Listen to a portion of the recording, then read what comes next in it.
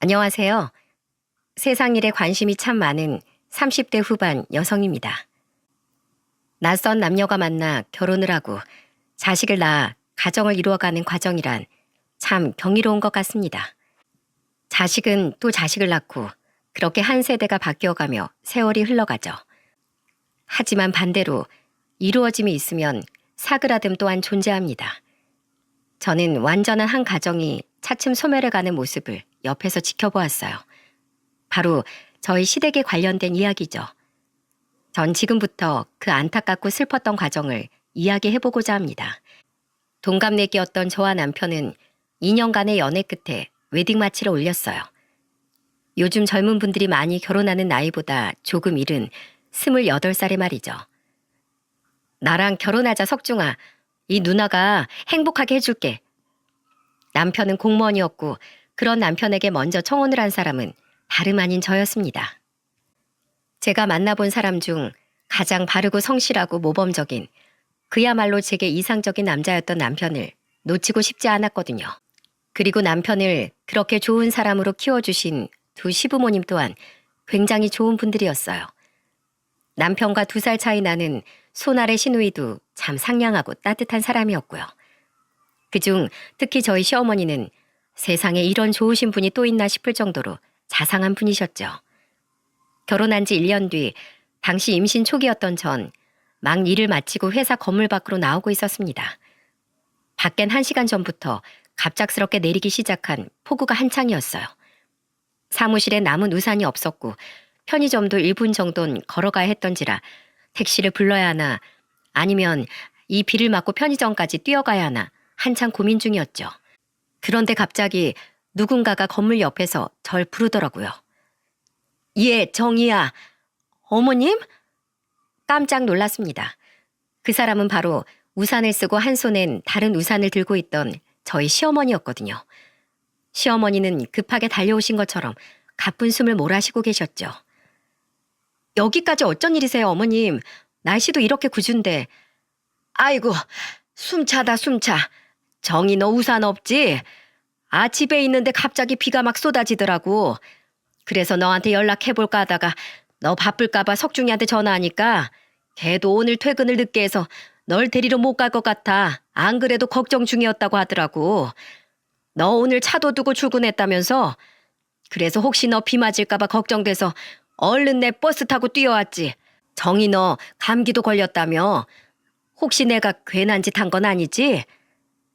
그 와중에도 시어머니는 혹시 며느리인 제가 불편해하진 않을까 걱정하며 제 눈치를 살피시더군요. 정작 전 시어머니께 너무 감동을 받아 눈가가 뜨거워졌는데요. 아니에요, 어머님. 제가 죄송해서 그러죠. 어머님은 몸도 약하시면서 고생스럽게 뭐하러 그러셨어요. 감기 걸리고 임신까지 한 우리 며느리 걱정돼서 내가 집에 있을 수가 있어야지. 집에서 노는 나야 고생스러울 게 뭐 있어. 자, 이거 바꿔라. 내가 제일 큰 우산으로 가져왔어.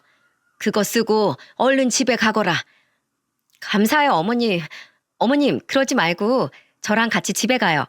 제가 맛있는 저녁 해드릴게요. 그리고 저녁엔 남편한테 데려다 드리라고 할게요. 네?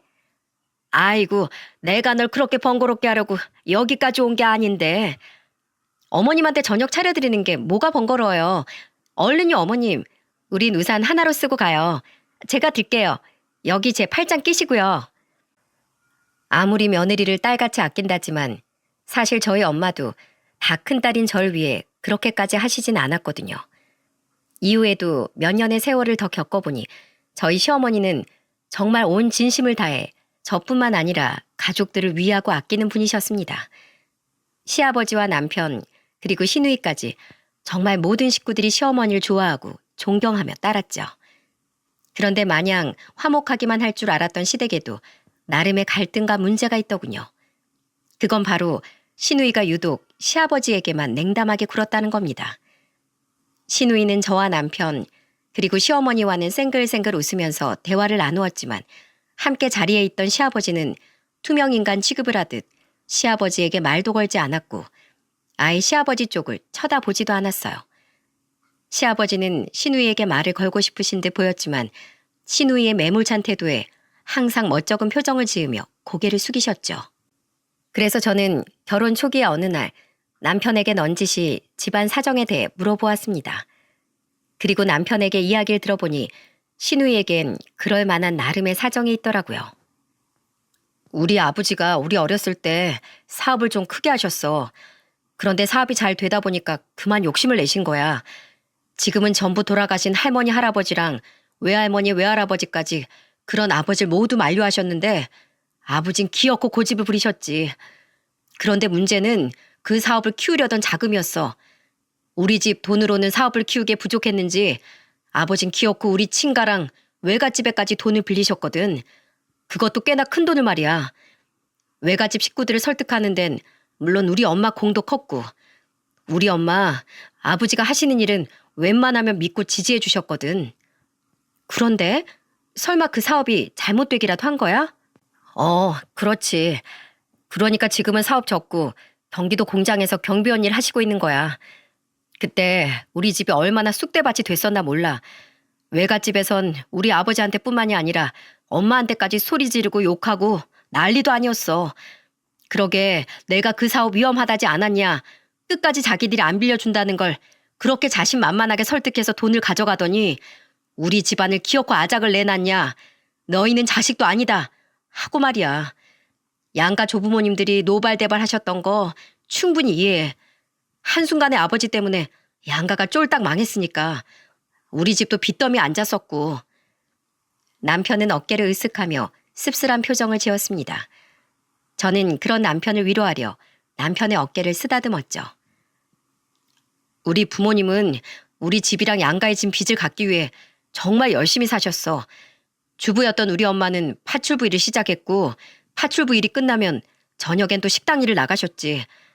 우리 아버지도 그때부터 아파트 경비일 전전하시면서 쉬는 날엔 공사판 노가다 뛰셨고 새벽엔 대리운전까지 뛰셨어. 그렇게 양가에 진 빚과 우리 집에 남아있던 빚 모두 다 갚고 난 뒤에야 엄만 일을 그만두셨고 아버지도 당시 막 이직했던 공장 경비직 일 하나만 하실 수 있게 되었어. 지금 일하시는 그 공장 말이야. 뭐 그렇게 오래된 일도 아니야. 마지막 빚을 다 갚았던 게 내 나이 23살 때였으니까. 그런데 그거랑 아가씨가 아버님을 안 좋아하는 거랑 무슨 관계가 있는 거야? 그때 우리 엄마가 너무 고생을 했어서 그런지 지금 엄마 몸이 안 아픈 데가 없으시거든. 당신도 봐서 알잖아. 우리 엄마 디스크에 각종 관절염에 잔병이란 잔병은 다 가지고 계시는 거. 원주는 엄마가 그렇게 된 게 다 아버지 탓이라고 생각해.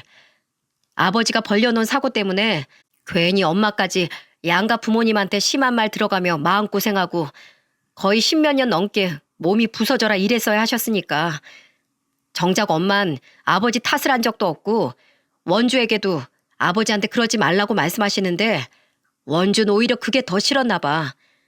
그렇게 착한 엄마를 고생시킨 아버지가 용서가 안 된다면서 말이야.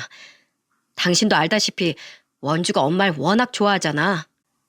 남편 또한 부모님의 고생을 옆에서 지켜봐왔던 자식으로서 남편은 시아버지를 이해한다고 말했습니다. 물론 사람이 항상 신중하고 옳은 길만 선택할 수 있으면 그게 가장 좋은 거겠지만 결국은 누구든 실수하면서 살아갈 수밖에 없다면서 말이죠. 아버지는 자신이 벌인 일을 어떻게든 수습하고 가족들에게 속죄하려고 정말 최선을 다해 사셨어. 아버지 원조에게 단 한 번도 화를 내신 적이 없어. 오히려 전부 아버지 당신이 저지른 잘못 때문에 자식이 아버지를 미워하게 만들었다며 자책하고 계시지. 그 착한 애가 부모를 미워하기까지 얼마나 자기 마음에 생채기를 냈겠냐며 말이야. 난 아버지도 원주도 모두 이해가 가. 그래서 더 안타까워. 두 사람을 화해시켜 주고 싶은데 엄마도 나도 그게 참 쉽지가 않네. 제가 그 이야기를 들은 지 얼마 지나지 않아 신우이는 결혼을 하게 되었습니다. 제가 결혼한 지 2년 뒤의 경사였죠. 다행히 심해부는 좋은 사람이라 시아버지께 잘하려고 노력했지만 매번 신우이가 눈치를 줬던 터라 결국 시아버지와 가깝게 지내는 데는 실패를 한 모양이더라고요. 그렇게 우리 시댁은 비록 약간의 문제를 가지고 있긴 했지만 시어머니를 중심으로 끈끈하게 묶여 있었습니다. 하지만 시댁의 불안한 평화는 그리 오래 가지 못했어요. 그 평화를 힘겹게 유지시키던 시어머니가 그만 암에 걸리시고 말았거든요. 그리고 시어머니는 암과의 치열한 싸움 끝에 결국 힘겹게 눈을 감으셨습니다. 제가 결혼한 지 고작 5년 뒤에 말이죠. 시댁 식구들은 모두 비통에 빠졌습니다. 시댁에 불어닥친 큰 불행은 시댁 식구들 모두를 큰 슬픔으로 몰아넣었죠. 그리고 결국 시어머니 장례식에선 슬픔에 빠지다 못해 분노에 이른 시누이 때문에 한바탕 소란이 벌어지고 말았어요. 당시 3살배기 아들은 잠시 가족 대기실에 재워놓고 저와 시댁 식구들은 모두 입간식을 다녀왔어요.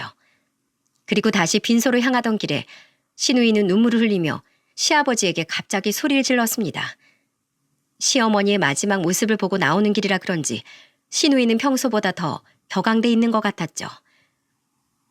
엄마가 저렇게 돌아가신 건 다 아버지 때문이에요. 아버지 때문에 고생만 하다가 엄마가 저러 몹쓸병에 걸린 거라고요. 아버지가 그때 그렇게 사고만 치지 않았어도 우리 엄마 평생 꽃처럼 곱고 예쁘게 살다 갔을 거예요. 어떻게 책임지실 거예요? 네? 우리 엄마 다시 살려내요. 살려내시라고요. 아가씨, 이게 아버님 잘못은 아니잖아요. 아버님도 힘드실 텐데 여기서 이러지 마세요. 우선 진정하고 안으로 들어가요, 우리. 네? 이제 새언니까지 아버지 편드는 거예요? 오빠 따라서요? 새언니, 저 사람은 그럴 가치가 없는 사람이에요. 자기 아내 고생만 시키다 결국 암에 걸려 세상을 떠나게 만든 모렴치한 나쁜 인간이라고요. 시누이는 거의 악을 쓰며 울부짖더군요. 시아버지는 그런 시누이 앞에서 고개를 푹 숙이고 흐느끼기만 하셨죠. 그런데 그때였어요. 그만 못해? 대체 아버지께 뭐 하는 짓이야? 바로 남편이 난생 처음 시누이의 뺨을 때리고 만 겁니다. 남편 또한 울어서 벌개진 눈을 하고 있었으면서도 시누이를 향해 화난 표정을 감추지 못했어요. 이게 오냐오냐 하니까 어디서 아버지한테 행패를 부려? 너만 힘들어? 너만 엄마 잃었어? 지금 제일 힘든 사람이 바로 아버지야. 그런 아버지한테 위로는 못 해드릴 망정. 너 정말 왜 그래? 너 언제까지 이럴 거야? 왜 이렇게 갈수록 못나게 굴어? 남편의 호된 꾸짖음에도 시누이는 기운이 꺾이긴커녕 오히려 더 바락바락 소리를 지르더군요. 시누이의 시아버지에 대한 원망은 가족들의 예상보다 더욱 깊었던 겁니다. 그리고 그 깊었던 원망은 시어머니의 죽음이 방아쇠가 되어 결국 터져버리고 말았던 거죠. 봐봐, 온 가족들이 다 아버지 편이니까 엄마가 그렇게 외롭게 돌아가셨지. 우리 엄마만 불쌍해졌다고. 정말 싫어. 정작 죄를 지은 건 자기면서 매번 불쌍한 척하는 아버지도, 아버지 편 만드는 오빠도, 이젠 새언니까지도 다 싫어. 여보, 하지마. 진정해, 어? 이 갑작스런 상황에 심해부 또한 가운데서 이러지도 저러지도 못하고 시누이에게 그만하라는 말만 반복하며 곤란해하고 있었습니다. 모두가 시누이를 말리는 상황이었지만 시누이의 화는 사그라들 줄을 몰랐고 남편 또한 그런 시누이에게 진심으로 화가 난 듯 지지 않고 맞섰죠. 그리고 시아버지는 시누이를 나무라지 않고 오히려 본인 탓을 하시더군요. 놔둬라, 놔둬. 원주가 저럴 만도 해. 내가 다 잘못했다. 그래, 나 때문에 너희들 엄마가 이렇게 일찍 떠나버린 거야. 내가 정말 미안하다. 미안해. 정말 난장판도 그런 난장판이 없었습니다. 그날만 생각하면 아직도 머리가 아찔해요. 그래도 어떻게든 저와 시매부가 남편과 시누이를 어르고 달래 우리는 시어머니의 장례를 무사히 마칠 수 있었어요. 하지만 시누이는 결국 또 다른 충격을 우리에게 안겨주었죠. 새언니, 전 엄마 없는 이곳에 더 이상 아무 미련 없어요. 아버지도 오빠도 더는 보고 싶지 않고요.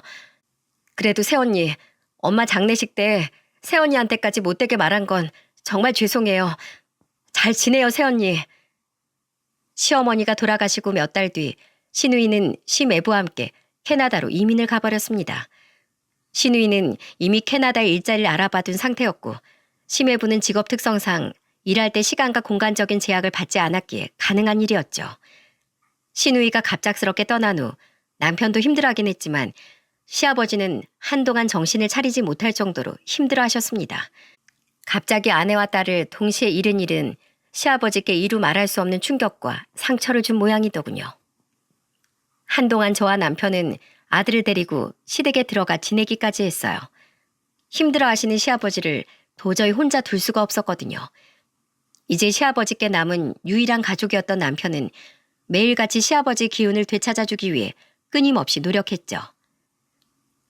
아버지, 너무 슬퍼하지 마세요. 원주가 엄마를 너무 좋아했으니까 그만큼 슬픔도 커서 그랬을 거예요. 오히려 지금은 이렇게 떨어져 있는 게 서로에게 더 좋을지도 몰라요. 그렇게 서로 아픔도 미움도 많이 무뎌졌을 때 그땐 분명 원주 돌아올 거예요. 심성은 여리고 착한 앤 거 누구보다 아버지가 잘 아시잖아요. 그러니까 그때까진 제가 원주만큼 아버지께 더 잘할게요. 다행히 시아버지는 조금씩이나마 차츰 기운을 찾으셨고 그렇게 2달이 지나서야 우리 가족은 다시 집으로 돌아와 생활을 하게 되었습니다. 하지만 세상의 잔인함은 또 한 번 우리를 덮치고 말았어요. 왜 이렇게 머리가 깨질 것 같지? 결혼한 지 9년 차가 되었던 어느 날이었어요. 자꾸만 머리가 아프다던 남편은 늦은 퇴근 후 씻으러 들어간 뒤 30분이 지나도록 화장실에서 나오질 않더군요. 불길해진 전 보조 열쇠로 화장실 문을 따고 들어갔고 남편은 변기 옆에 맥없이 쓰러져 미동조차 없었습니다. 저는 다급히 119를 불러 남편을 응급실로 옮겼죠. 원인은 과로로 인한 뇌출혈이었습니다. 원래도 일벌레였던 남편은 당시 너무도 잦은 야근에 시달리고 있었거든요. 그리고 남편은 응급수술을 받고 며칠간 중환자실 신세를 지다 결국 허무하게 세상을 떠나고 말았어요. 그야말로 세상이 무너진 것 같다는 말이 무슨 말인지 실감하게 되는 순간이었죠. 자식을 먼저 떠나보낸 시아버지는 거의 비명에 가까운 소리로 장례를 치르는 내내 통곡을 했습니다. 평소 저하고만 가끔씩 연락을 주고받던 시누이도 시매부와 어린 딸과 함께 뒤늦게 입국해 남편의 마지막을 함께 했어요. 시아버지는 아주 오랜만에 만나는 시누이를 보고 한달음에 달려가셨지만 시누이는 제게 위로의 말을 건넸을 뿐 여전히 시아버지에겐 눈길 한번 주질 않더군요. 가운데서 곤란해하던 시매부만이 시아버지에게 외손녀를 보여주며 그동안 찾아뵙지 못해 죄송하다는 말을 드릴 뿐이었죠.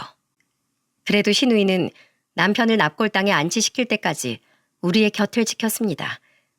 그리고 남편의 유고를 안치시킬 때 시아버지는 엉엉 울던 제 어깨를 안아주며 함께 눈물을 흘리셨어요. 저는 그런 시아버지의 손을 잡고 계속해서 목구멍을 비집고 나오려는 울음을 애써 참으며 남편에게 마지막 인사를 했죠. 여보, 나랑 우리 주민이 걱정은 하지 마. 우리 주민이는 내가 잘 키울게. 당신처럼 훌륭하고 바른 사람으로 자랄 수 있도록 말이야. 그러니까 여보, 하늘에선 더 이상 일도 가족 걱정도 하지 말고 편히 쉬어. 난 나중에, 아주 나중에 손자까지 다 보고 난 뒤에 천천히 당신 옆으로 갈게. 여보, 사랑해. 그리고 저는 제 옆에 꼭 붙어있던 아들을 품에 안았습니다. 당시 7살이었던 아들은 엄마인 제가 울자 따라서 엉엉 울더라고요. 시누이는 남편의 발인이 끝나자마자 제게만 간단히 인사를 남긴 채 곧바로 캐나다로 돌아가 버렸습니다. 시아버지는 그런 시누이에게 차마 말 한번 붙여보지 못하시곤 외손녀의 손을 잡으며 시매부에게 시누이를 잘 부탁한다는 말씀만 하셨죠. 이후 저는 회사에 휴직계를 내고 한동안 마음을 다잡으려고 노력했습니다. 아들을 데리고 전국으로 여행을 다니기도 했고 몸을 힘들게 해 남편에 대한 그리움을 잊으려 등산을 다니기도 했어요. 어멈 너도 힘들 텐데 뭐하러 나까지 챙기니? 난 괜찮다. 어디 아픈 데는 없고 살이 많이 빠진 것 같구나. 밥은 잘 챙겨 먹고 다니는 거니? 전 괜찮아요. 오히려 아버님이 걱정이죠. 나도 괜찮다. 네 시어머니를 가슴에 묻은 것처럼 석중이 또한 지 애미 곁에 묻으면 된다. 꽃이 피기도 하고 지기도 하는 게 인생인 거겠지. 비록 이제 남편이 없어 시아버지를 자주 찾아뵙지 못했지만 그래도 전 가끔씩 아들을 데리고 시아버지를 찾아뵀어요. 남편을 잃은 저만큼 자식을 잃은 시아버지가 걱정되어서 말이죠.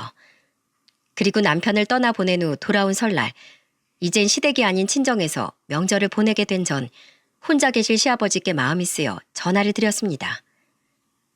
아버님, 댁이세요? 아니다. 괜히 이런 날 집에 있어봐야 옛날 생각이 나서 서글프기만 하지. 화성 공장에 일하러 나왔다. 지금 한창 공장이 바쁠 때라 직원들 몇몇하고 대표님까지 나와서 일을 하고 있어.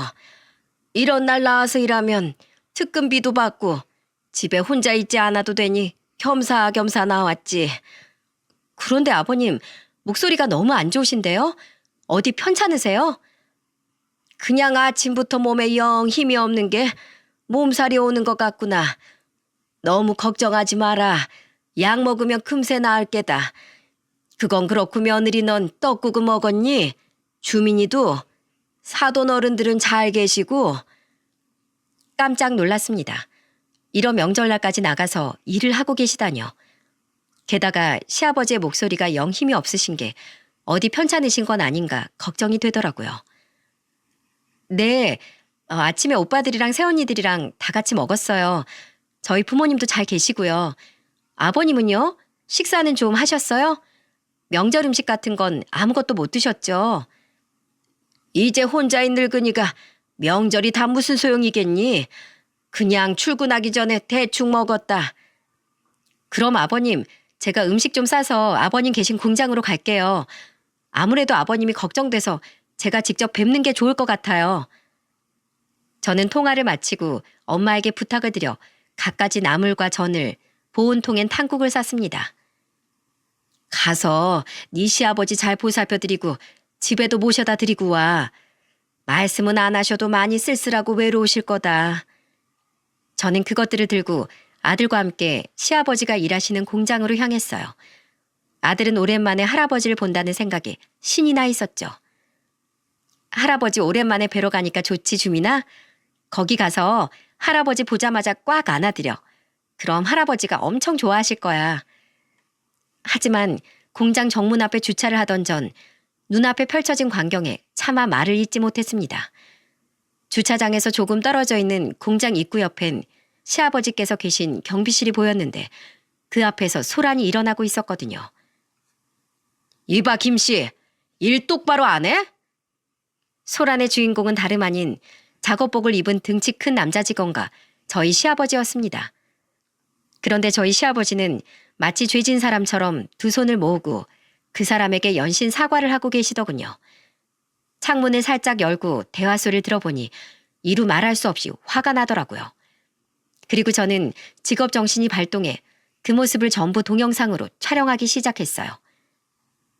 김씨, 내가 인사 똑바로 하라고 했지? 어딜 직원이 지나가는데 엎드려서 잠을 쳐자고 있어? 어디서 농땡이를 치고 있냐고?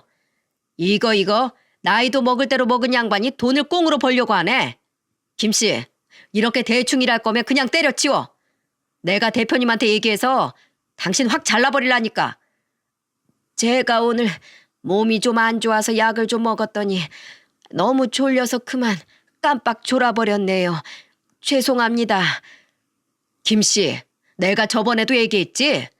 경비면 경비답게 직원들한테 인사 꼬박꼬박 똑바로 하라고. 그런데 오늘은 잠을 자? 아주 배가 불렀지? 왜? 명절이라서 일하기 싫어? 그렇게 당신이 꾀나 부리면서 대충대충 사니까 고생만 하던 아내는 암으로 죽고 자식 하나는 과로로 되져버리고 하나는 멀쩡히 살아있는 자기 아버지 꼴도 보기 싫다고 외국으로 튀어버렸지. 어차피 당신 이제 찾아올 자식도 없는데 앞으로 여기서 잘리면 볼만 하겠어? 찾아오는 사람 하나도 없이 독거노인으로 외롭게 살다가 죽겠네. 그러니까 당신 그런 걸 당하고 싶지 않으면 일 똑바로 해. 알겠어? 확 잘라버리기 전에. 시아버지께서 그 공장에 워낙에 오래 다니셨다 보니 시댁의 가정사를 공장 사람들도 속속들이 알고 있는 모양이더군요. 그놈은 이젠 저희 시아버지의 경비원 모자를 손으로 벗기더니 그 모자로 시아버지의 머리를 툭툭 밀치기까지 했어요. 시아버지는 여전히 죄송하다는 말만 반복하고 계셨고요. 그놈의 충격적인 말과 행동을 보니 저도 더 이상은 차에 가만히 있을 수가 없겠더군요. 주민아, 너 여기 꼼짝 말고 있어. 엄마가 할아버지 좀 돕고 올게. 그리고 아들에게 신신당부를 한 저는 차에서 내려 그놈에게 돌진을 했습니다. 여전히 휴대폰 카메라는 몰래 그놈을 향해 겨눈 채 말이죠. 저기요, 지금 뭐 하시는 거예요? 당신은 또 뭐야? 그놈은 갑자기 등장한 저를 위아래로 훑어보며 물었습니다. 저는 잔뜩 화가 나 씩씩대며 그놈에게 제가 시아버지의 딸이라고 말했어요. 그러자 그놈은 그제야 당황한 듯한 표정을 짓더군요. 저요? 이분 딸입니다. 딸이요?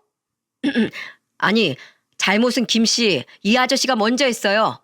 경비가 돼서 직원이 들어오면 인사를 똑바로 해야지. 인사는커녕 엎드려 자고 있었으니까 내가 그런 거 아닙니까?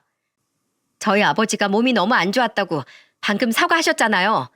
사람이 아플 수도 있지. 그거 하나 가지고 이렇게 막말하고 사람 머리 툭툭 쳐가면서 모욕을 주는 게 요즘 세상에 말이나 됩니까? 게다가 따지고 보면 경비원이 여기 공장 경비하는 사람이지 인사해주는 사람이에요? 그렇게 인사받고 싶으면 인사하는 고깃집 풍선 인형 앞이나 어슬렁거려요. 아니, 내가 뭐 괜히 그래요? 저 양반 평소에도 행실이 영 별로였으니까 이러지. 계속해서 소란이 일자 공장 안에 있던 직원들이 호기심 어린 표정으로 우리 주위에 하나둘 모여들기 시작했습니다. 저는 그들 중 여자 한 사람을 콕 집어 물었어요. 그 사람은 당황한 표정으로 제 말에 순순히 대답을 했죠. 저기요, 이 사람 직급이 어떻게 돼요? 네? 과장인데요. 과장? 기가 찬다. 회사 대표도 아니고 과장인 주제에 어디서 사람을 자르네 마네. 그리고 저기요, 제가 하나만 더 여쭤볼게요. 솔직히 말씀해 주세요. 여기 계신 이분, 저희 아버지 어떤 분인가요? 저 사람 말대로 저희 아버지가 정말 평소 행실이 안 좋았나요? 그 여직원은 잠시 제 물음에 머뭇거렸어요. 그리고 이내 그 여직원은 머리를 극적이며 이렇게 대답했죠. 아니요. 우리 경비 아저씨 엄청 좋으세요. 항상 출퇴근할 때 인사도 해주시고 저번에 비 올 땐 저한테 본인 우산도 빌려주신 분인데요. 저희 공장 사람들은 모두 아저씨 좋아해요. 그죠? 다른 분들은요? 김 과장, 왜 자네만 유독 경비 아저씨를 매번 못 잡아먹어서 안달인가? 자네나 자기 할 일 좀 제대로 하게. 아가씨 아버님 굉장히 성실하고 모범적인 분입니다. 김 과장 저 사람은 유독 아저씨에게 시비를 걸고 다녔어요. 한심하긴 못났어. 공장 직원들은 너도나도 시아버지의 편을 들더군요. 그들의 말을 들어보니 김 과장이라는 그 사람은 여러모로 공장 내에서 평판도 안 좋고 문제가 많던 사람이었더라고요. 하지만 직원들의 핀잔과 증언에도 그놈은 오히려 뻔뻔하게 나왔습니다.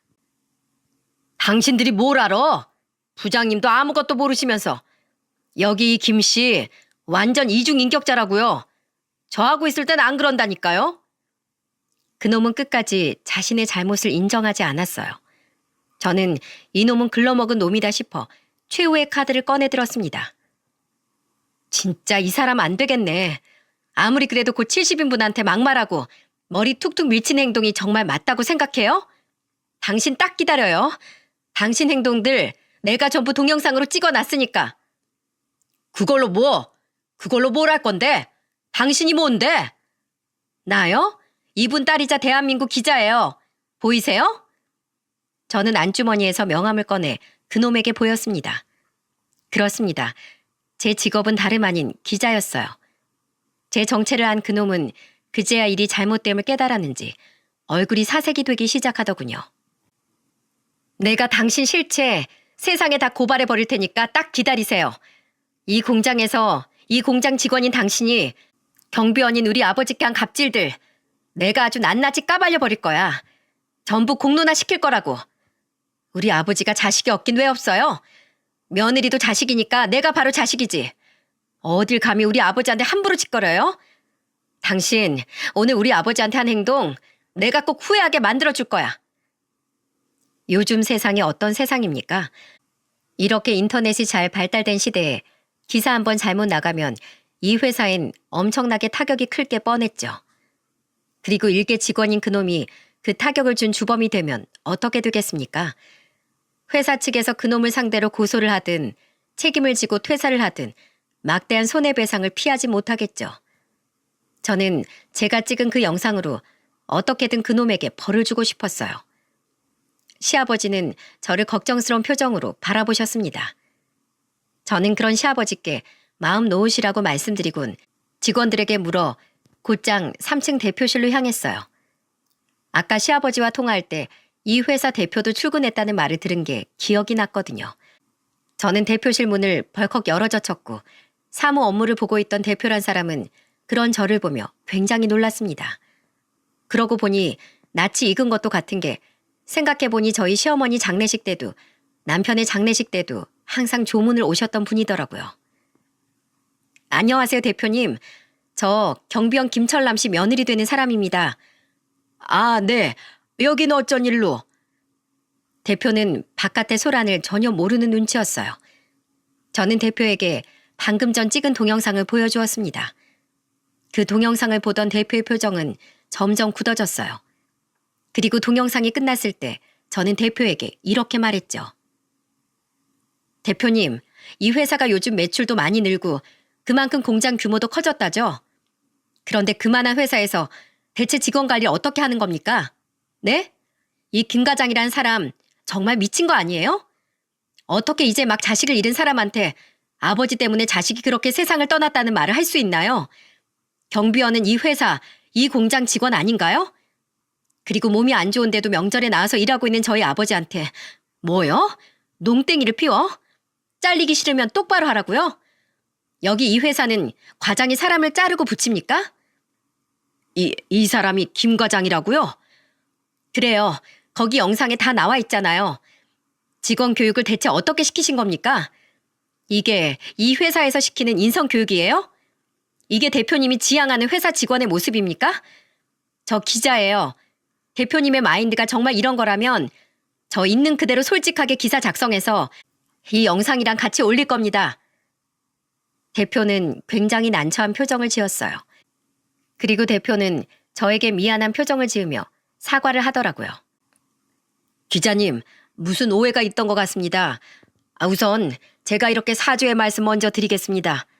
사실 이 김 과장이란 사람 공장 내에서도 사고도 많이 치고 직원들하고도 사이가 안 좋아서 여러모로 저희 회사 골칫덩이였던 직원이에요. 이 공장에서 10년이나 일해서 차마 함부로 자르지도 못했고요. 그런데 이 사람이 이 정도로 아나무인인 사람인 줄은 미처 몰랐네요. 이 직원은 당장 자르도록 조치하겠습니다. 명함 주시면 일이 마무리된 후에 제가 직접 연락드릴게요. 마음 상하게 해드려서 정말 죄송합니다. 그 대표는 정말로 제게 머리 숙여 사과를 했어요.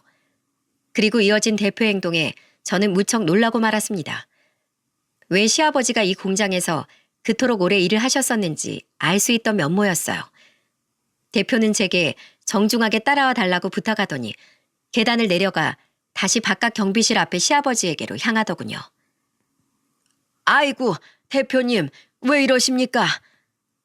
그리고 대표는 저희 시아버지에게 허리를 90도 가까이 숙여 사과를 했습니다. 시아버지는 굉장히 당황한 표정으로 그런 대표를 말렸지만 그 대표는 한동안 허리를 고추 세울 생각을 하지 않았죠. 정말 죄송합니다, 아저씨. 그동안 김 과장 저 사람이 아저씨한테 이랬던 적이 한두 번이 아니었다면서요.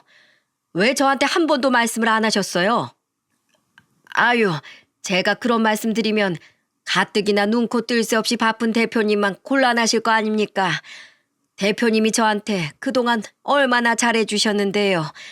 직접 절 채용해 주시고 명절이나 분기별로 보너스에 저희 애들 결혼 때도 축의금 챙겨주시고 조사엔 한 번도 빠짐없이 직접 와주셨잖아요. 그런 대표님 공장에 괜한 분란 일으키기 싫었습니다. 시아버지는 대표란 분을 무척이나 좋아하셨던 모양이더군요. 시아버지의 말씀을 들어보니 과연 그럴만 하더라고요. 그리고 그런 사려 깊은 시아버지의 말에 대표는 복잡한 표정을 짓더니 이내 시아버지를 보며 이렇게 말했습니다. 제가 우리 회사를 진정으로 위해주는 직원이 누군지 여태껏 제대로 알지 못했군요.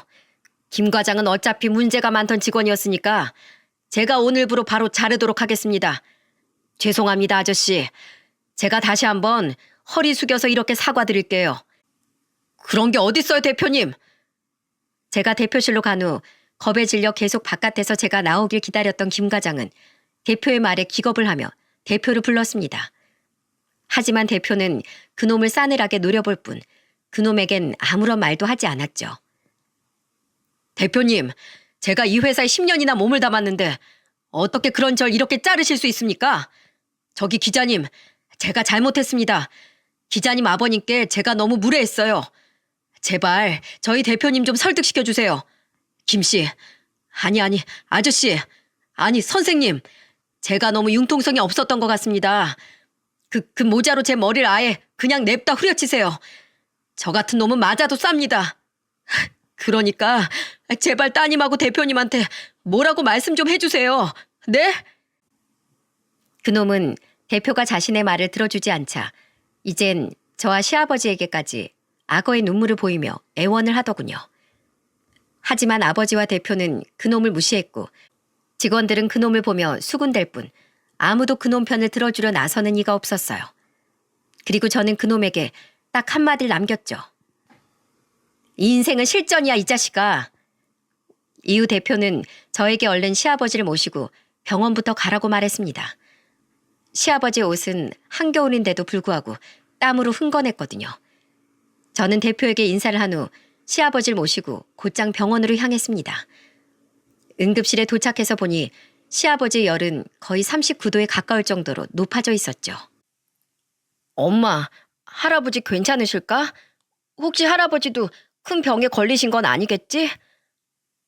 아들은 먼저 세상을 떠난 시어머니와 남편을 떠올렸는지 겁먹은 목소리로 묻더라고요. 저는 그런 아들을 꼭 안아주며 안심을 시켰죠. 아니야, 그냥 단순한 감기 몸살이시래. 그러니까 주민아, 할아버지 빨리 나으시게 할아버지 손 꼭 잡아드리면서 할아버지 빨리 나으세요 라고 말씀드려. 약을 처방받고 나온 저는 시아버지를 시댁까지 모셔다 드렸어요. 뭐가 그렇게 미안한 건지 시아버지는 연신 제게 미안하다는 말을 하시더군요.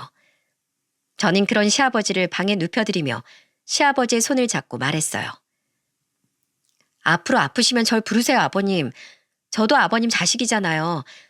한 이틀 푹 쉬면 괜찮아질 거라고 병원에서 말했으니까 아무것도 하지 말고 누워서 푹 쉬세요. 대표님도 모레까지 쉬라고 말씀하셨으니까요. 아셨죠? 제가 죽 끓여놓고 갈 테니까 죽 드시고 제가 싸운 도시락은 내일 저랑 같이 먹어요. 내일 저 또 올게요. 저는 시아버지가 잠드는 모습까지 본 후에야 아들을 데리고 시댁에서 나왔습니다. 시댁을 나올 때 거실 탁자에 저희 부부의 결혼식 앨범이 펼쳐져 있는 걸 봤어요. 혼자 남은 이 집에서 행복했던 지난 날을 홀로 추억하며 앨범을 보고 계셨을 시아버지를 생각하니 마음이 아파 눈물이 나오려던 걸 겨우 참았죠. 친정에 가자마자 부모님은 시아버지의 안부를 물으며 걱정을 하셨습니다. 저는 두 분께 그날 있었던 자초지종을 전부 설명드리며 제가 결심한 한 가지를 말씀드렸어요. 엄마, 아빠, 저 앞으로 명절 당일엔 주민이 데리고 시댁으로 갈게요. 어차피 여긴 명절 전날부터 오빠들이랑 새언니들이 다 와 있잖아요. 시아버지한텐 이젠 저랑 주민이밖에 없고요. 부모님은 제 말에 잘 생각했다며 절 칭찬해 주셨습니다.